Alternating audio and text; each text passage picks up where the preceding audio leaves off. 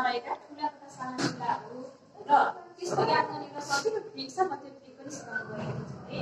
मैले यो अलिकति भिडियो लामो हुन्छ कि भनेर फर्स्टमा यो प्रदेश लेखेँ है, यसको ठुलो जिल्ला र सानो जिल्ला। अब यसको ट्रिक चाहिँ मैले लेख्दैछु। कोशी प्रदेशको ठुलो जिल्ला ताप्लेजुङ, सानो जिल्ला तेह्रथुम।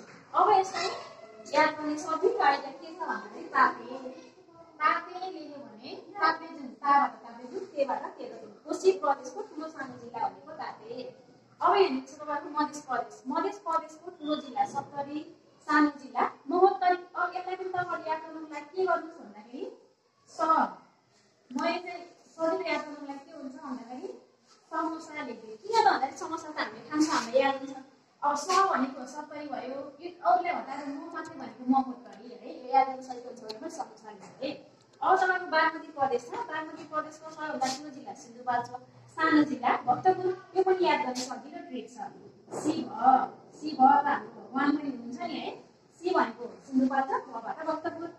अब अर्को गण्डकी प्रदेशको ठुलो जिल्ला गोरखा, सानो प्रवर है। अब यसलाई याद गर्ने सजिलो तरिका गोप लेख्नु पनि भयो हैन, अथवा यसलाई गोपाल लेखेर पनि याद गर्न सकिन्छ है। गोपाल लेखेर पनि याद गर्न सकिन्छ। गो भनेको गोरखा, प भनेको पर्वत। अरु चाहिँ हामीले याद गर्न सजिलोको लागि ट्रिक बनाएको। त्यसपछि हाम्रो लुम्बिनी प्रदेशको ठुलो जिल्ला दाङ, सानो जिल्ला नवलपरासी। अब यसमा त मैले दान, हामीले दान दक्षिणा दिन्छौँ नि हो, त्यो याद गर्दा के हुन्छ है, दान। अब हाम्रो प्रदेश नम्बर 6 भनेको कर्णाली प्रदेशको ठुलो जिल्ला डोल्पा, सानो जिल्ला रुकुम पश्चिम। यसलाई हामीले डोरु भनेर याद गर्नु भने डोबाट डोल्पा, रुबाट रुकुम पश्चिम। अब हाम्रो लास्ट सुदूरपश्चिम प्रदेश नम्बर 7, यसको ठुलो जिल्ला बजार, सानो जिल्ला बैतडी। यसलाई के भनेर याद गर्ने, बबई। तपाईहरुले बबई नदी पनि सुन्नुभयो होला नि हैन। बबई भनेको बबाट बजार, बैबाट बैतडी।